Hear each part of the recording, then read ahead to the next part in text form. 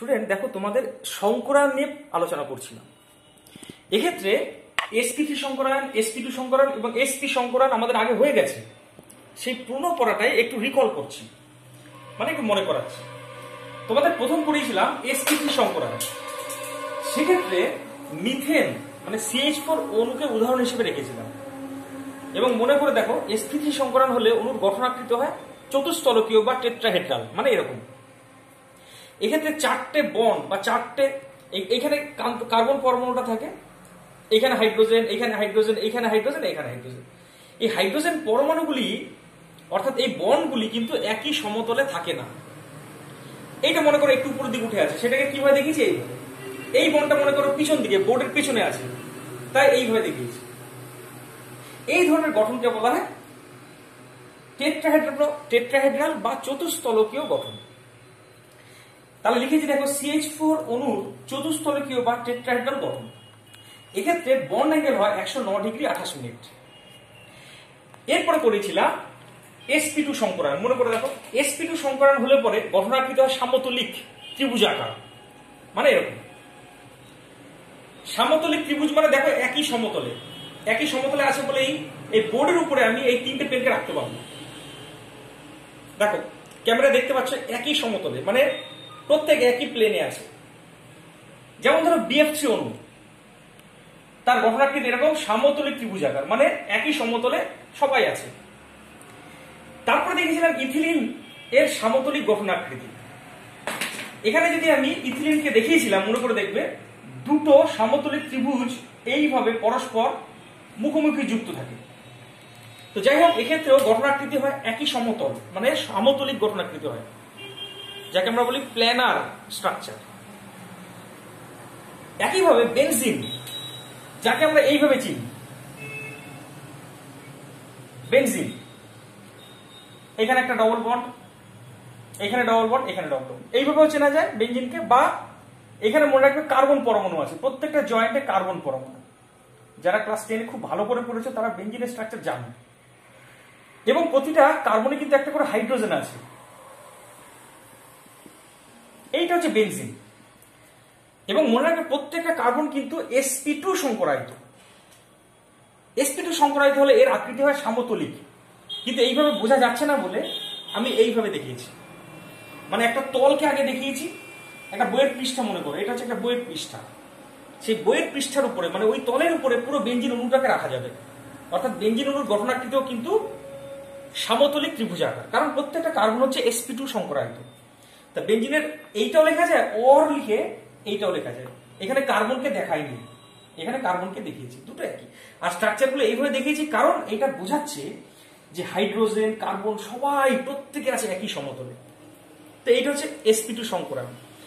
একইভাবে sp সংকরায়ন, sp সংকরায়নে দেখিয়েছিলাম গঠনাকৃতি হয় সরল রৈখিক। যেমন এখানে অ্যাসিটিলিন অণুর গঠনাকৃতি দেখানো হয়েছে সরল রৈখিক। তাহলে কি দাঁড়ালো? sp3 সংকরায়নে হয় টেট্রাহেড্রাল বা চতুস্তলকীয়, sp2 সংকরায়নে হয় সামতলিক ত্রিভুজাকার। আর ইথিলিনের ক্ষেত্রে দুটো সামতলিক ত্রিভুজ মুখোমুখি জুড়ে গিয়েছিল। আর sp সংকরায়নে হয় সরল রৈখিক গঠনাকৃতি। এরপরে চলে আসছি তোমাদের পরবর্তী সংকরায়নগুলি বলবো। সংকরায়ন আরো 3 রকম হয়, আজকেই সব পড়াবো, কিন্তু এর উপর বেস করে কিছু সমস্যা বা কিছু ধারণা তোমাদের দেওয়া দরকার। কিরকম? মনে করো বললো এই যৌগটাকে বলে টলুইন। কেমন? এই টলুইনের কোন কোন পরমাণু একই সমতলে আছে দেখাও। মনে করো বললো টলুইন, এখানে লিখলাম টলুইন, তোমরা কিন্তু লিখবে টলুইনের কোন কোন পরমাণুগুলি একই সমতলে আছে দেখো। তাহলে আমি আগে সমতলটাকে ছবির সাথে দেখাবো। এইটা হচ্ছে সমতল, বইয়ের পৃষ্ঠা মনে করো। তাহলে বেনজিন আছে, বেনজিনের প্রত্যেকটা পরমাণু একই সমতলে থাকে, তুমি জানো। এই প্রতিটা জয়েন্ট একটা করে কার্বন আছে, কিন্তু সেগুলো দেখানোর দরকার নেই। এইটা হচ্ছে হাইড্রোজেন, এইটা হাইড্রোজেন, এইটা হাইড্রোজেন, মানে প্রত্যেকটা কার্বনে কিন্তু আবার একটা করে হাইড্রোজেনও আছে। শুধু এই কার্বনে কিন্তু কোনো হাইড্রোজেন নেই, কারণ সেই কার্বনের জায়গায়, সেই হাইড্রোজেনের জায়গায় CH3 গ্রুপ যুক্ত হয়েছে। তাহলে এইখানেও হাইড্রোজেনকে দেখাবো, এইখানেও হাইড্রোজেনকে দেখাবো, কিন্তু এইখানে হাইড্রোজেন না দেখিয়ে কাকে দেখাবো বলতো? CH3, C কে আপাতত রাখলাম। আর প্রত্যেক এখানে ডবল বন্ড আছে, তুমি জানো এগুলো ডবল বন্ড। এটা হচ্ছে বেনজিনকে দেখালাম, আর বেনজিনের একটা হাইড্রোজেনের জায়গায় CH3 থাকে। কিন্তু মাই ডিয়ার ফ্রেন্ড, এইখানে কিন্তু খেয়াল করবে এই কার্বনটা কিন্তু মোটেই sp2 সংকরায়িত নয়, এটা হচ্ছে sp3 সংকরায়িত। তার জন্য এইখানে যে কার্বনটা থাকবে তাকে যদি আমি স্ট্রাকচারটা দেখাতে চাই, তাহলে এইটুকু কিন্তু হবে চতুস্তলকীয়।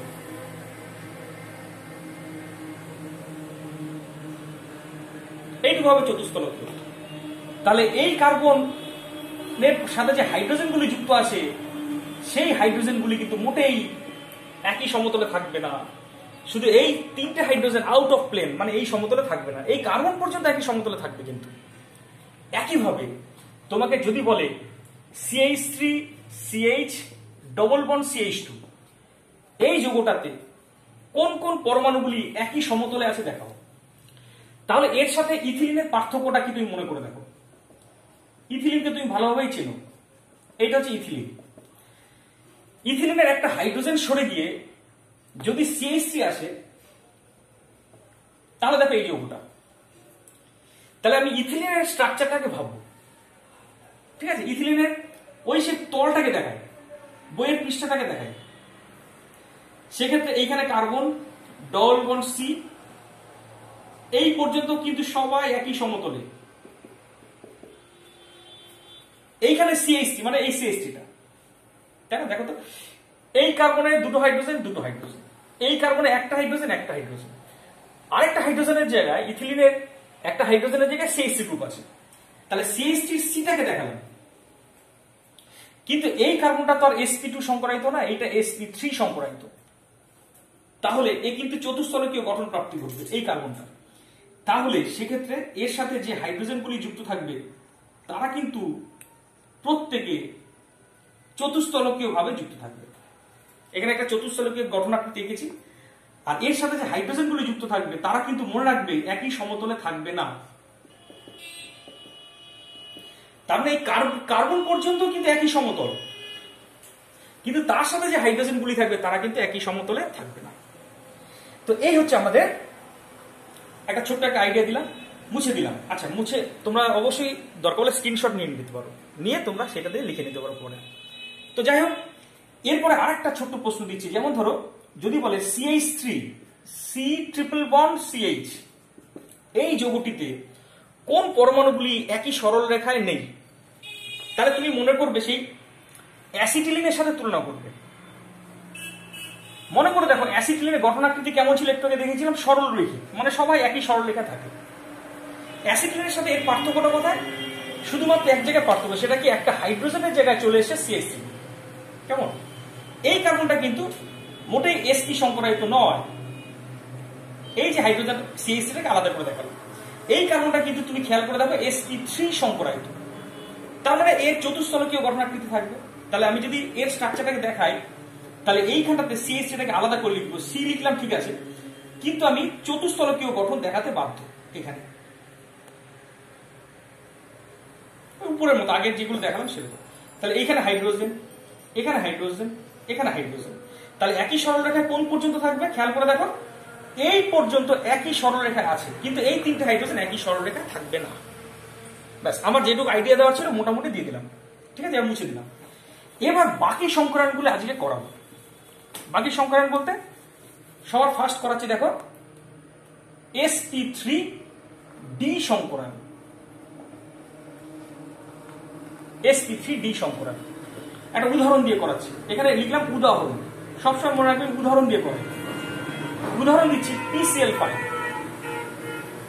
PCl5 এর উদাহরণ দিয়ে করাচ্ছি। এখানে কেন্দ্রীয় পরমাণুটা কি দেখো, কেন্দ্রীয় পরমাণু হচ্ছে P। তার ইলেকট্রন বিন্যাস লিখো 15টা ইলেকট্রন, মানে 1s2 2s2 2p6 3s2 3p3। এটা সর্বশেষ কক্ষ, যাকে বলি ভ্যালান্স শেল। এই সর্বশেষ কক্ষের আগে ইলেকট্রন বিন্যাস দেখো গ্রাউন্ড স্টেটে 3s এ দেখো দুটো ইলেকট্রন আছে, হ্যাঁ। 3p তে দেখো তিনটে অরবিটাল থাকে, তিনটে ইলেকট্রন আছে। এই তৃতীয় কক্ষের আমার কিন্তু 3d উপকক্ষ আছে, মাইন্ড ইট, তাকেও দেখাতে হবে। দ্বিতীয় কক্ষের কোনো ডি উপকক্ষ থাকে না, কিন্তু তৃতীয় কক্ষের কিন্তু ডি উপকক্ষ থাকে, সেটাকে পাশে দেখলাম। সে খালি আছে। এবার খেয়াল করো, আমি PCl5 এর গঠনাকৃতি দেখাচ্ছি। এখানে কটা বন্ড আছে খেয়াল করো তো। PCl5 মানে 5টা বন্ড। আমি বলেছিলাম যে কটা বন্ড আমাকে ততগুলি অযুগ্ম ইলেকট্রন করতেই হবে, কিন্তু এখানে অযুগ্ম ইলেকট্রন কটা আছে? 3টে। তাহলে অযুগ্ম ইলেকট্রন 5টা কি করে হবে? এই যুগ্ম ইলেকট্রনকে অযুগ্ম করে এই 3D উপকে স্থানান্তরিত করতে হবে। তাহলে উত্তেজিত অবস্থায় মানে এক্সাইটেড স্টেটে এইখান থেকে একটা ইলেকট্রন এইখানে চলে যাবে, তবে দেখো 5টা অযুগ্ম ইলেকট্রন হবে।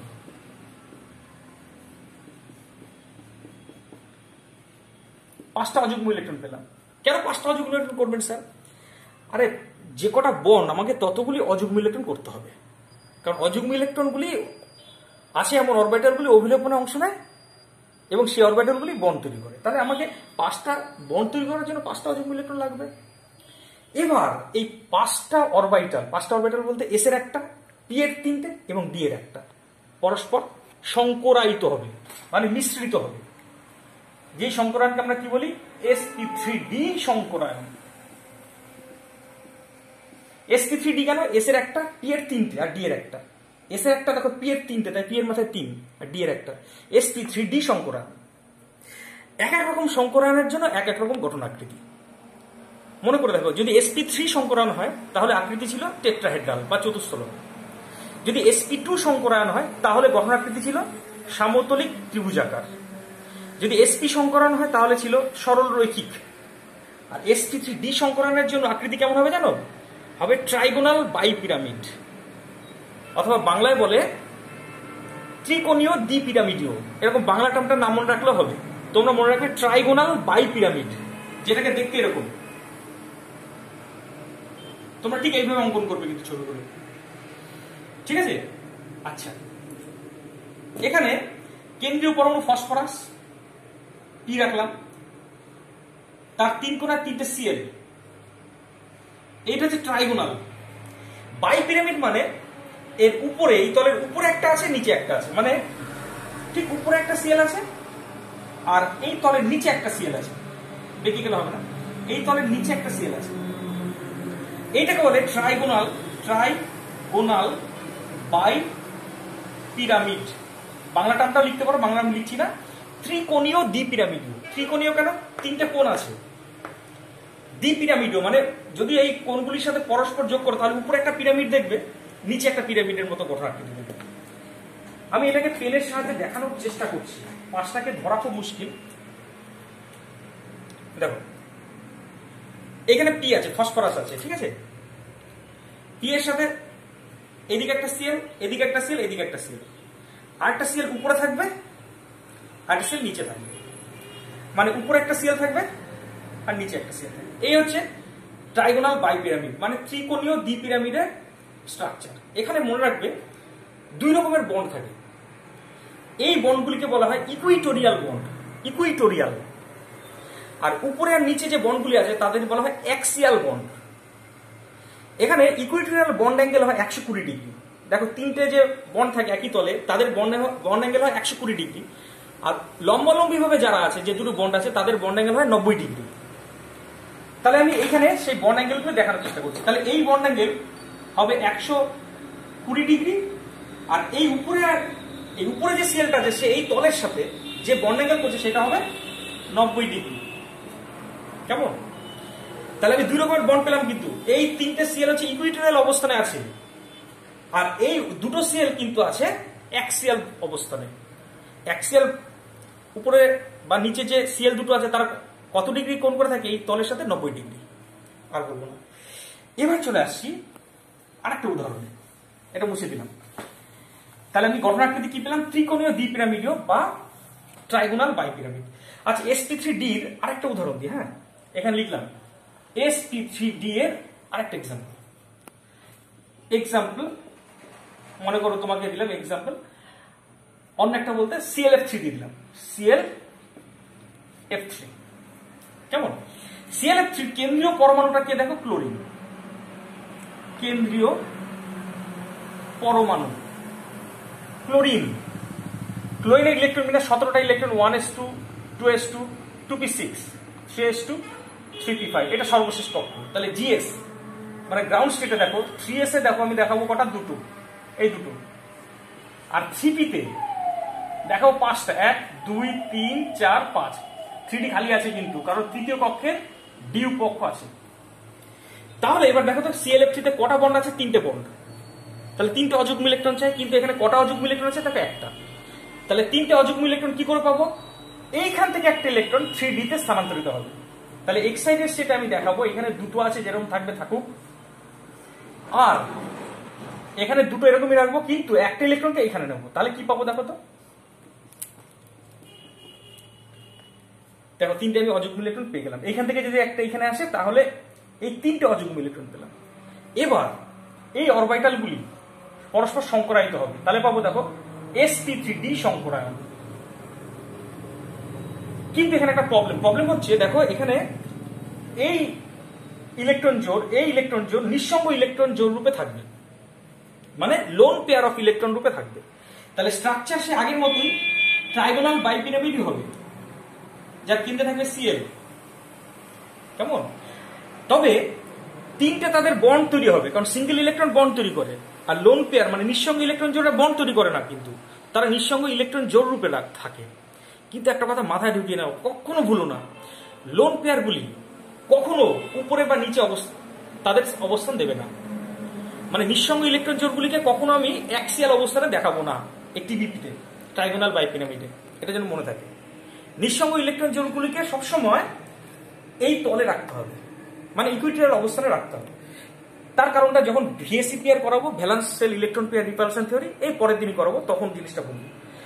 তাহলে লোন পেয়ারগুলিকে কোথায় দেবো দেখো তো? এইখানে একটা দিলাম, এখানে একটা দিলাম, দেখো দুটো লোন পেয়ার। আর একটা বন্ড তৈরি হলো ফ্লুয়েনের সাথে, আর উপরে একটা ফ্লুয়েনের সাথে বন্ড তৈরি হলো। এই হচ্ছে ClF3 স্ট্রাকচার। তবে যেহেতু নিঃসঙ্গ ইলেকট্রন জোড় থাকে, নিঃসঙ্গ ইলেকট্রন জোড় আসলে পরেই তার গঠনাকৃতি একটু বিকৃত হয়ে যায়, তাই এটাকে আমি ট্রাইগোনাল বাইপিরামিড বলবো না, মানে অবিকৃত ট্রাইগোনাল বাইপিরামিড বলবো না, বলবো বিকৃত ট্রাইগোনাল বাইপিরামিড। ইংরেজিতে বলে ডিস্টর্টেড ট্রাইগোনাল বাইপিরামিড। তুমি বিকৃত বাংলাতে লেখো না, কি অসুবিধা নেই। বিকৃত ট্রাইগোনাল বাইপিরামিড। আগেরটা কিন্তু বিকৃত ছিল না, PCl5, কারণ সেখানে কোনো লোন পেয়ার ছিল না। কিন্তু এখানে লোন পেয়ার আসাতে এই লোন পেয়ারগুলি বন্ধনগুলিকে একটু বিকর্ষণ করে একে বিকৃত করে দেবে, তাই এটাকে বলো বিকৃত ট্রাইগোনাল বাইপিরামিড। আমার sp3d সংকরণ হয়ে গেল। sp3d সংকরণের দুটো এক্সাম্পল দিয়েছি। এবার চলে আসি পরেরটা বলতে sp3d2 সংকরণ। উদাহরণ দিচ্ছি, একটা উদাহরণ নিয়ে আলোচনা সবসময়। উদাহরণ SF6। দেখো তো কেন্দ্রীয় পরমাণুটা কে? আইডিয়া করতে পারছি নিশ্চয়। কেন্দ্রীয় পরমাণু সালফার, 16টি ইলেকট্রন আছে। তাহলে ইলেকট্রন বিন্যাস লিখব 1s2 2s2 2p6 3s2 3p4, এটা শেষ কক্ষ। তাহলে এই শেষ কক্ষটাকে আমি এভাবে লিখবো GS এ, মানে গ্রাউন্ড স্টেটে দেখাবো। দেখো 3s এ দুটো, আর 3p-তে কটা আছে? 4টে। এর কিন্তু 3d উপকক্ষ আছে। কেমন? তাহলে 3d খালি রাখবো এখানে, কারণ তৃতীয় কক্ষের ডি উপকক্ষ থাকে। এক্সাইটেড স্টেটে আমি কটা অযুগ্ম করবো দেখবো, এখানে কটা বন্ড আছে খেয়াল করে দেখো। SF6 এ 6টা বন্ড, সালফারের সাথে 6টা ফ্লোরিনের 6টা বন্ড আছে। তাহলে আমাকে 6টা ইলেকট্রন অযুগ্ম করতে হবে। কি করে করব? দেখো যতগুলি যুগ্ম ইলেকট্রন আছে সবগুলিকে অযুগ্ম করতে হবে, তবে কি আমি 6টা অযুগ্ম ইলেকট্রন পাবো। তাহলে এখানে তো সিঙ্গেল ছিল, এখানে সিঙ্গেল ছিল, এইটাকে আনপেয়ার করে এখানে নেব। শুধু তাই না, এখানে যেটা ছিল সেটাকে আনপেয়ার করে এখানে নিতে হবে। কেমন? কি হলো বুঝতে পারলে? এখানে জোড়া ইলেকট্রনটাকে বিজোড় করে এখানে নিলাম, এইখানকার জোড়টাকে বিজোড় করে এখানে নিলাম। তাহলে আমি কি পেলাম দেখো তো? 6টা অযুগ্ম ইলেকট্রন পেলাম। এই 6টা অযুগ্ম ইলেকট্রনই বন্ড তৈরি করবে, এবং বন্ড তৈরি করার আগে এই অরবিটালগুলি, মানে সিঙ্গেল ইলেকট্রন আছে এমন অরবিটালগুলি পরস্পর মিশ্রিত হবে, যাকে আমি বলি সংকরায়ন। তাহলে সংকরণে কে কে অংশ নিচ্ছে দেখো? sp3d2 সংকরায়ন। কেন sp3d2 সংকরায়ন? দেখো s একটা, p এর 3টে, আর d এর 2টো অংশ নিচ্ছে, তাই sp3d2, 2 মানে দুটো d অংশ নিচ্ছে তাই। আর sp3d2 সংকরণ হলে আকৃতি হয় অক্টাহেড্রাল। এক এক রকম সংকরণের জন্য এক এক রকম আকৃতি। একটু আগে দেখলাম sp3d এর জন্য হলো ট্রাইগোনাল বাইপিরামিড, আর sp3d2 জন্য হবে sp3d2 জন্য হবে অক্টাহেড্রাল। অক্টাহেড্রাল স্ট্রাকচারটা কেমন আমি এখানে ছবিটা অঙ্কন করছি। একটা সমতল, এর যে একটা তলটাকে আগে দেখালাম। এই তলে কেন্দ্রে থাকবে সালফার, ওই তলেই ওই প্লেনেই থাকবে 4টে ফ্লোরিন। এই তলটার উপরে একটা ফ্লোরিন থাকবে আর ওই তলটার নিচে একটা ফ্লোরিন থাকবে। বিষয়টা একটু পেনের সাহায্যে বোঝানোর চেষ্টা করছি। 6টা পেন ধরার 4টেখানি কথা নয়, তবুও দেখছি পারি কিনা। এই দেখো, এইখানে আছে সালফার, চারদিকে 4টে ফ্লোরিন, উপরে একটা ফ্লোরিন এবং নিচে একটা ফ্লোরিন। কেমন? এইটা হচ্ছে অক্টাহেড্রাল স্ট্রাকচার। এক্ষেত্রে প্রত্যেকটা বন্ড অ্যাঙ্গেল হবে 90 ডিগ্রি। মাইন্ড ইট, খেয়াল করে দেখো, প্রত্যেকটা বন্ড অ্যাঙ্গেল হবে 90 ডিগ্রি। এবং এখানে কোনো লোন পেয়ার নেই বলে তাই এটাকে বলবো অবিকৃত অষ্টকতলীয় বা অবিকৃত অক্টাহেড্রাল। অক্টাহেড্রাল কথাটির বাংলা কথা হচ্ছে অষ্টকতলীয়। তাহলে এখানে লিখলাম অক্টাহেড্রাল। এবং এখানে অবশ্যই এটা অবিকৃত, কেন? কারণ কোনো নিঃসঙ্গ ইলেকট্রন জোন নেই, তাই অবিকৃত। তো sp3d2 সংকরায়ন কমপ্লিট।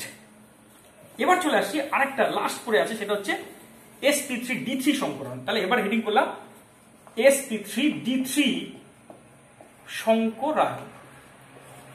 উদাহরণ IF7 আয়োডিন হেপ্টাফ্লোরাইড, IF7 কেন্দ্রীয় পরমাণু I, তার তো অনেক পারমাণবিক সংখ্যা স্যার, তার ইলেকট্রন বিন্যাস ক্লিক করে লিখবো। তোমার দরকার নেই অত কিছু ইলেকট্রন বিন্যাস লেখা, তুমি শুধু মনে রাখবে ফ্লোরিন, তার ইলেকট্রন বিন্যাস কি 2s2 2p5, chlorine 3s2 3p5, bromine 4s2 4p5, তার নিচে আছে আয়োডিন, তাহলে 5s2 5p5। শুধু শেষ কক্ষটা দেখালেই হবে। তাহলে আয়োডিনের জিএস দেখো, গ্রাউন্ড স্টেটে দেখো তো জিএস এ কি আছে, 5s এ 2টো ইলেকট্রন আছে আর 5p তে 7টা। 5d কিন্তু খালি পড়ে আছে, 5d খালি। এবার দেখো তো ইএসএ আমাকে কটা অযুগ্ম ইলেকট্রন করতে হবে? 7টা। কেন? 7টা বন্ড তৈরি করতে হবে। তাহলে 7টা অযুগ্ম কি করে পাবো? দেখো, যতগুলি যুগ্ম আছে সবগুলিকে অযুগ্ম করতে হবে। সবগুলিকে অযুগ্ম করলে এরকম একটা অ্যারেঞ্জমেন্ট পাবো। এবং এই 7টা তখন সংকরণ অংশ নেবে এবং হবে sp3d3 সংকরায়ন। sp3d3 সংকরায়ন হলে আকৃতি হবে পেন্টাগোনাল বাইপিরামিড। পেন্টাগোনাল বাইপিরামিড মানে পঞ্চভুজ একটা থাকবে, তার 5 দিকে 5টা ফ্লোরিন থাকবে এবং এই পঞ্চভুজ যে তলটা, তার মানে পঞ্চভুজ একটা তল, আয়োডিন 5 দিকে 5টা ফ্লোরিন, তার উপরে ওই তলের উপরে একটা ফ্লোরিন এবং নিচে একটা ফ্লোরিন। এটাকে বলে পেন্টাগোনাল বাইপিরামিড, সংক্ষেপে পিবিপি বা পেন্টাগোনাল বাইপিরামিড। কেমন? আজ এই পর্যন্তই, বাকিটা পরের দিন। ঠিক আছে।